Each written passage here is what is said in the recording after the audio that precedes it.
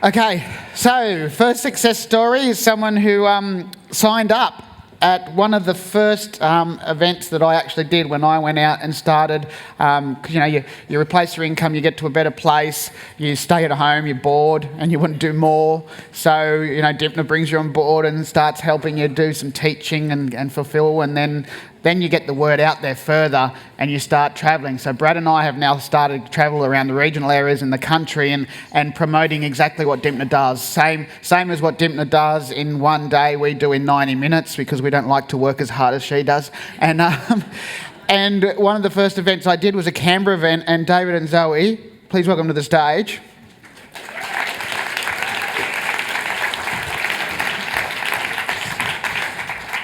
They signed up with me in Canberra, didn't you? We were very excited to actually hear you come and speak to us in Canberra, Ian. And we're probably one of the few that have actually heard your story, maybe, because, there's a few that have heard my story in detail, because at Gold Coast a month ago, a lot of people saw me in my underwear. Right. Well, a lot of them have heard my story, and the Platinums go, "Oh my God, more underwear, geez." So you did hear part of my story, yes, and you came along and you thought this is for us, yeah? Yep. Well, about 8.5 years ago, I came over to Canberra because I needed more work, and the contracting work had dried up in Perth, and so I had a PPR in Perth, and I'd previously purchased a property in Cairns, which was a resort-style apartment, and whilst it sort of got me out of a few hard tax times, it sort of has never grown in value. So you invested in all of it, the grapes, the trees, the whatever you could possibly invest in, you invested in? Right. And they're all being repaid right now, they're doing really well? Well, they're being repaid, yes. Oh, so as tax losses against the following gains you're about to make, right. Yeah. So they're those tax-saving incentive schemes that people put together, and then, of course, it all goes broke and you lose your money. It's a very effective use of your funds. And you're a little bit risk-averse. You want to make sure the things... You're an accountant, yeah? Yeah, that's right. And he got into those things before he met me. Just like to say that. So... like David, he's more entrepreneur, and I guess those things at the time were a good thing. I was very risk averse. So you had your original PPR in WA, and you had your one in Canberra. In Canberra, and I decided that she was spending too much money on shoes, so I said she should buy a property. So, how much time did you spend at university learning about negative gearing when you did your accounting degree? I taught you a little bit about negative gearing, that it was a good thing, and how to do the tax, and how to fill it out, and how you get people money back. And structures? Didn't really learn much about a lot about structures. Yeah. So you're starting with 2 investment properties at 100% debt because they're cross-securitized against the rest of the stuff that you own. But you were diligent enough to pay off in your time your own homes, and so WA's sitting there with a tenant in there doing okay because it's got no debt on it, and then the other 2 they're negative geared, not doing much at all. Yep. So the first thing you do is you look at the possibility of what you can do on Perth, yeah? Yep. And then, because that's what you think, most of the properties you're sitting on, you can do something with. You realise that there is something that you can do. Yeah, I guess after we started going through the Dipner material, I used to listen to it going to and from work and trying to indoctrinate myself. And so we started looking at all the possible options of what we could do, and obviously one of the things that really took our fancy was property subdivision. And so we started looking at what we could do with the Perth block. And obviously, Canberra with the dual occupancy or secondary dwellings, so you're going to put a secondary dwelling on there and then you'll get some out of that. So you come along, you go and you see Bob as well, and you join Bob's course, and you join Mark's course, and you start learning as much as you possibly can, yep? Because you want to move quickly. Yep. Yeah, I guess after we first went to Dipner's one, we decided that this was for us, and if we're going to do it, we're going to do it quickly, and that we really should retire in a couple of years sounded 'Cause we're like a getting good old. thing to do. So. Getting Yeah, very good old. starting position. That's a good aim in a couple of years. So you're going in there, but you're doing a fair bit of study. You're doing quantum. You're doing Bob Anderson. You're doing Mark Rolton, and then you go off, and because it's not enough, you also start doing some trading. Yeah, just because we had spare time at night. Yeah. So you're about multiple streams of income. That's what you're looking at the Yeah. moment, trying to get multiple streams of income and doing that. So you do have some structures set up, and there was a couple of slides here. I'm not going to talk about them too much, but you can just discuss about what you're doing with the structure. Yeah. So, after going through some of Dymphna's DVDs several times and working out what we needed, we've just started. I mean, we haven't got all that yet, but that's what we're heading towards. We've definitely got the green bit and a couple of properties set up now in that sort of structure, and looking to do a self-managed super fund that we're setting up shortly. Great. So putting the education into action. So the first thing you've done is you've gone and drawn against your home loan, your own home, to go and do a cash lend, yeah? Yep. So talk about that. So I guess when we actually went and did Bob's course, we actually were inspired very quickly to actually do something, and we were inspired that, wow, we can do something. And we actually drew down from our home loans, and we actually became a joint venture money partner. And that was, we had to get, we actually did the course in May, and we had our structure and everything set up. By July 17, we had a company set up, and by the 22nd of July, we actually had become part of the joint venture money partner. So a developer that's associated with the network comes up and says, I need some cash to be able to do. I've got approved development, and I need some cash as JV partners. You bring the cash in. We'll give you a return of 28% per year. It's going to take 18 months, so a 42% return on the money that you're putting in. So you put $750,000 in, all legally tied up in a joint venture contract and everything signed up, right? So you're getting so from your 750 in 18 months' time, you're getting $319,000 returned, right? Yeah. And possibly because of the losses you've made in the past, you may not get taxed on some of that, right? Always handy to have those to make up time, right? But also part of that means that you have contracted on 2 blocks, yeah? Yeah, so as part of the joint venture agreement, we were able to secure 2 blocks at 2.5% under the initial bank valuation, which was done in July last year. In about October or November, I think, there was a Collier's valuation done on the properties.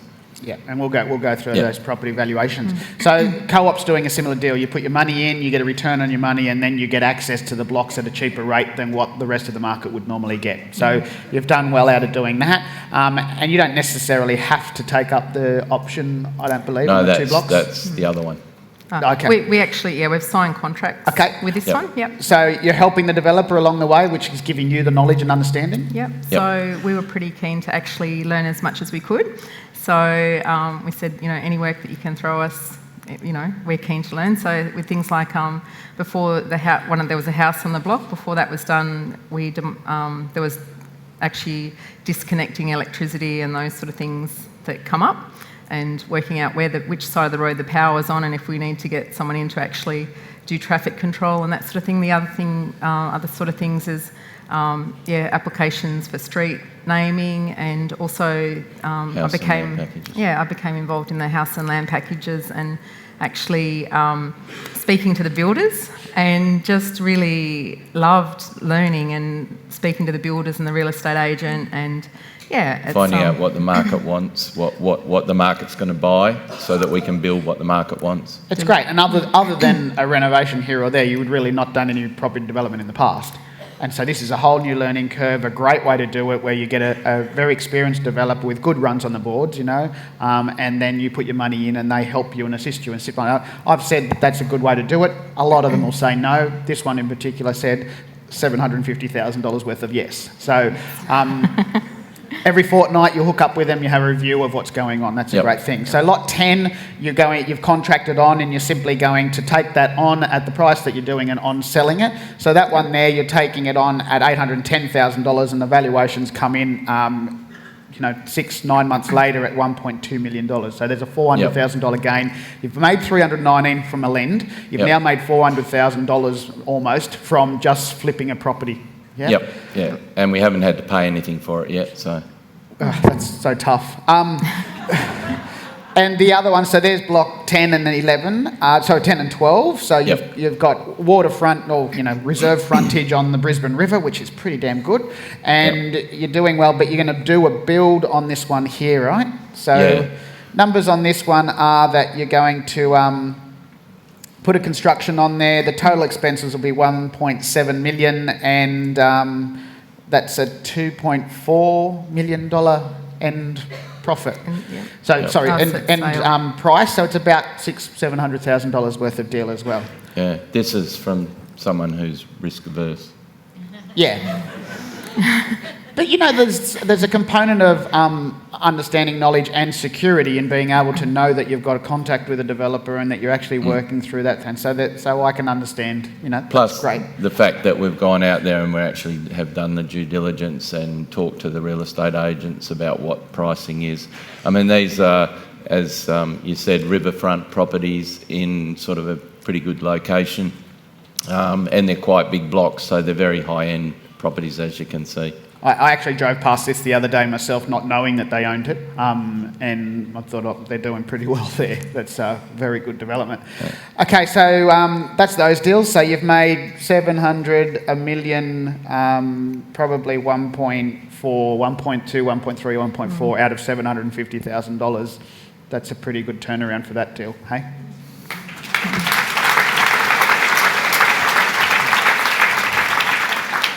So WA, you subdivision potential in there, and you've got that through council now? It's going through at the moment, just waiting for it to be approved. As someone else mentioned, WA, I think it must be the slowest state in Australia. They take their sweet time in approving it, but should be. But essentially, by spending, we haven't got the end value in there, but by spending a little bit of money in the subdivision, you're actually increasing the equity of that property. I think we worked out by a fair bit. As you can probably see from the picture there, I sort of liked trees when I first bought that place and planted a number. And I planted some in the backyard that were called Eucalyptus grandis, and I should have realised at the time that probably meant that they were going to be substantial. So now they're a couple of 100 feet high in the backyard and about like that around after 30 years. And so that was going to look at costing us quite a bit of money to remove. And one of the things that we've learnt is to do creative strategies so that, try and get as much value out of what you're doing, whether it be selling the topsoil first or removing the trees and selling as wood chips or whatever. I got onto a miller who can come in with a portable mill and actually mill the timber, because it is on-site, a millable type of timber, So the guys will come in. Usually, what they'll do is with big trees, is nowadays they come in with a crane. They chop the limbs off the top and just drop them and put them straight through the chipper. And the larger pieces they actually cut, put on there, lay them on their side, and these guys come in with a mill, and the saw runs through and creates slabs of timber. Amazing process if you ever get to see that. So just looking for extra ways to get money. Let's just hope they find no possums. The great thing in Perth, unlike Brisbane, where every tree is a sacred tree, we went to the council and we said, we've got trees, is there anything on trees? No, you can do what you like with the trees. So yes. There's a couple of ways that you can get around this too. If you do have trees that you can't remove, get it approved. So some councils, for example, will say, well, if there's a tree within the proximity of your house that you can remove it because it's dangerous and could fall over the top of your house and kill someone. And so you go and get your plans approved and the house, so that the house is within 3 metres or whatever that council says, and then you go back to the council and say, can I take that down? So planners won't allow you to do it, but then the tree people will, because of the insurance and safety that happens with that. I think with that one as well, Dimpner actually, because it was actually purchased pre-capital gains tax era, being the conservative accountant, I was always saying to David, oh, we can't do anything to it, we can't, we're not going to do anything to it. And then when we came along to Dimpner's boot camp, we learned, okay, we can do something with it. So, and it could, depending on the ATO, be capital gains free completely. So just with the backyard, because previously we hadn't set up things in trusts and done all the right things like Dimpner says. So with that one, we'll once it's at its lowest value, which will be once we've subdivided it, we'll set up a company and trust for the back one. And sell the land to it so that Sell you the pay land what to you the need trust. to pay at that time, which is a smaller amount of stamp duty and Yep. and possibly no Yep. capital gain.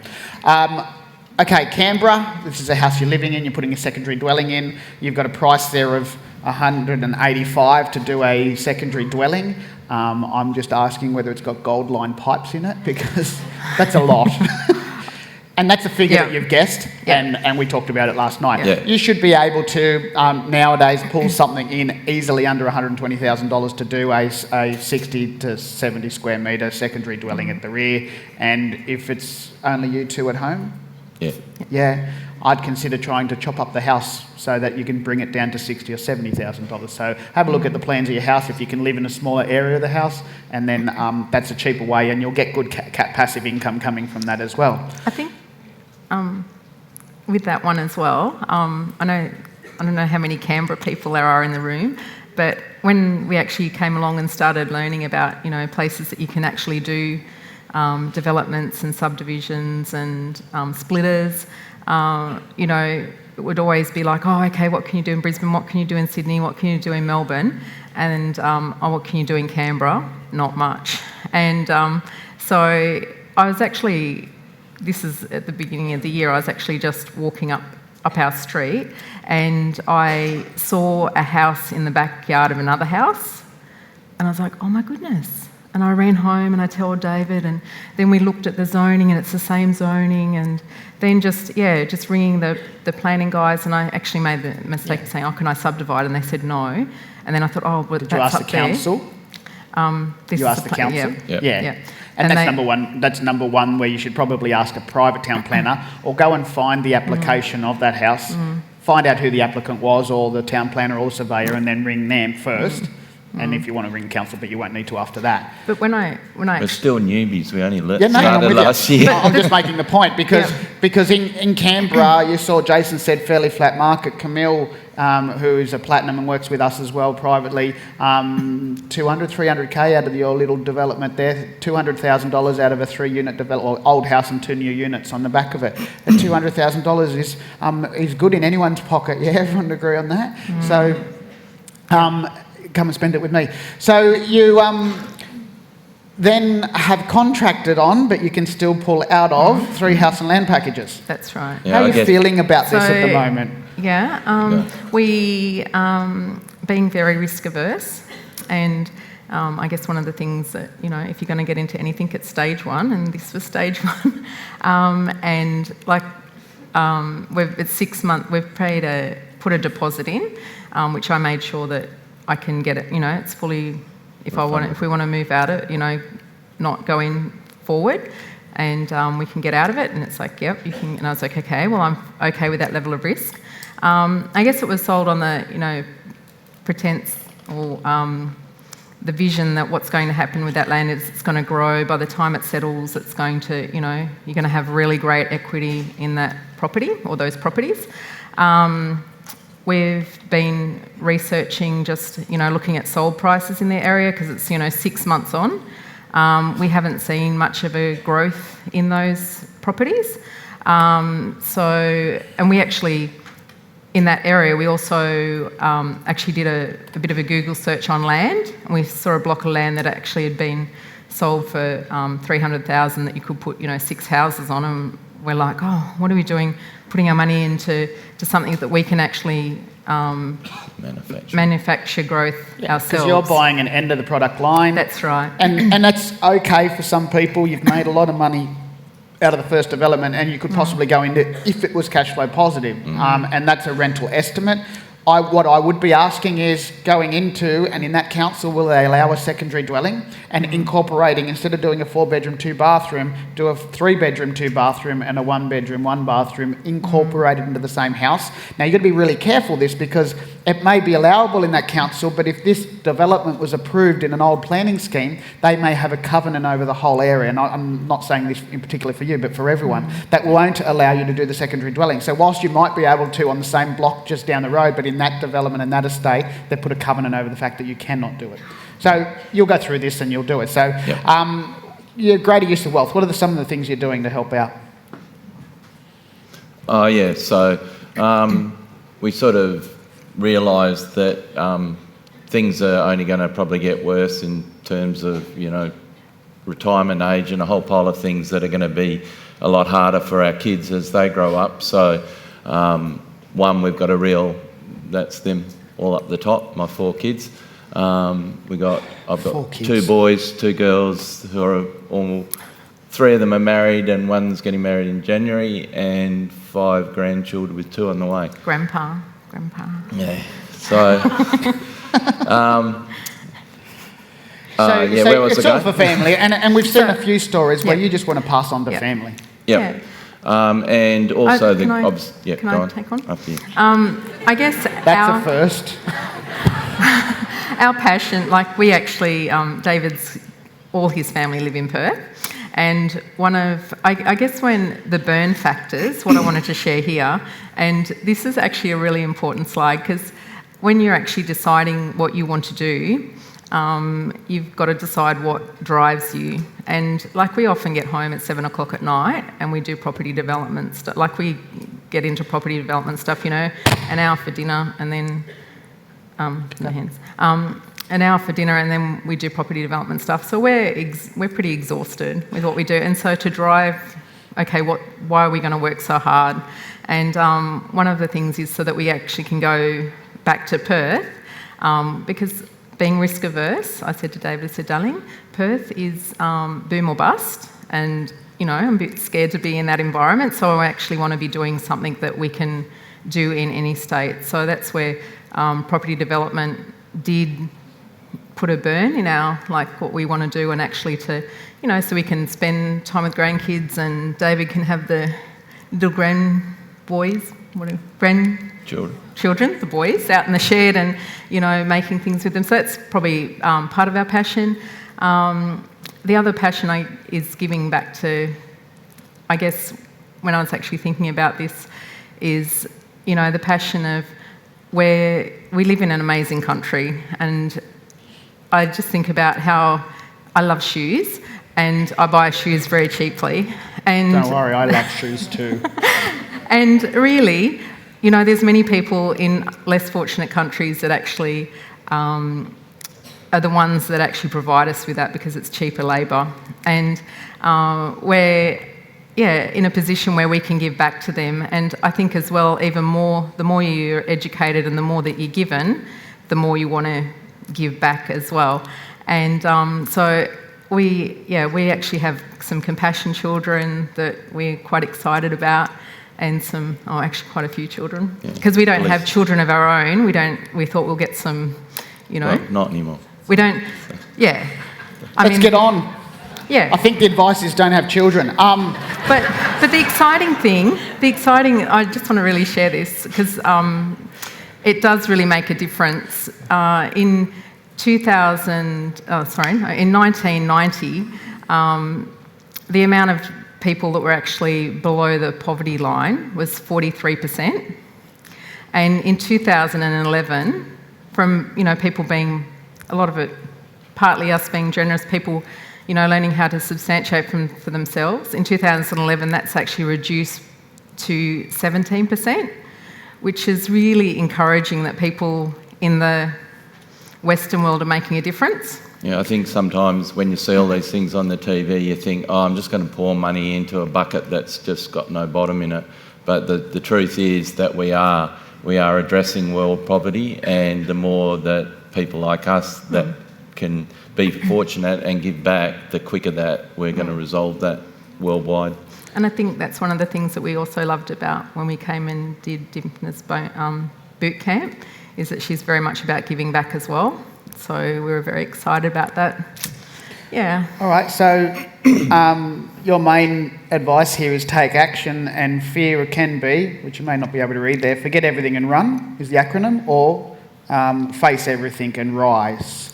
So let's have a look at what you've done. So since signing up in Canberra with me in 18 months, you had an equity increase of $1 million, established total equity increase within 24 months once the projects are finished of 2.867 million, with an established cash flow of over 32,000 at 7%, because you're an accountant and you want to make sure there's an uprise. So that's pretty damn fantastic. Round of applause for them.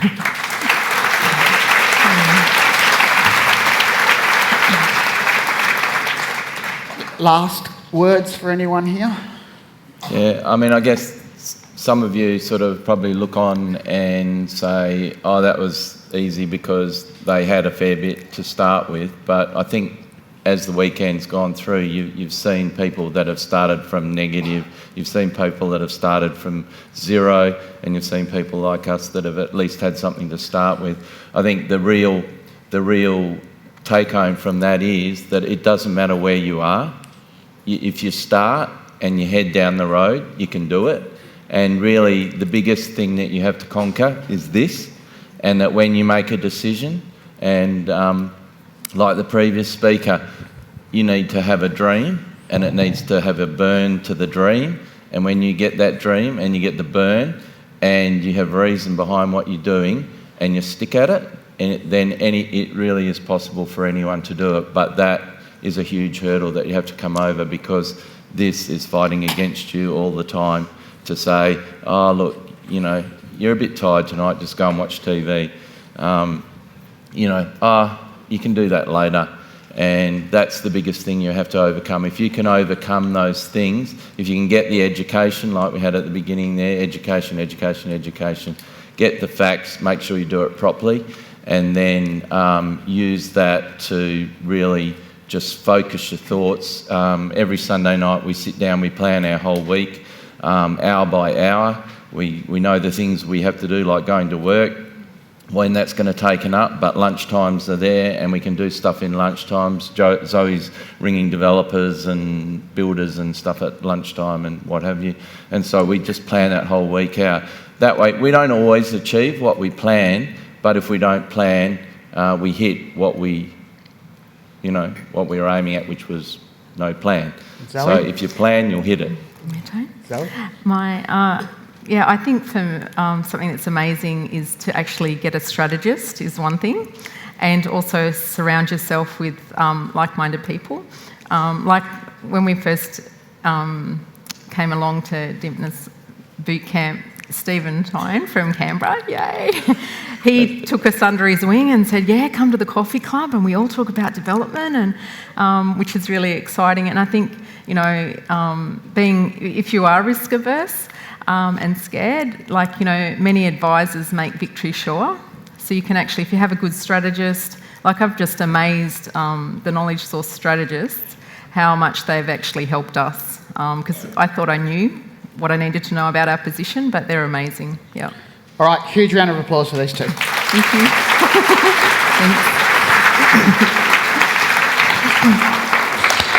And I'm really pleased we didn't make him cry.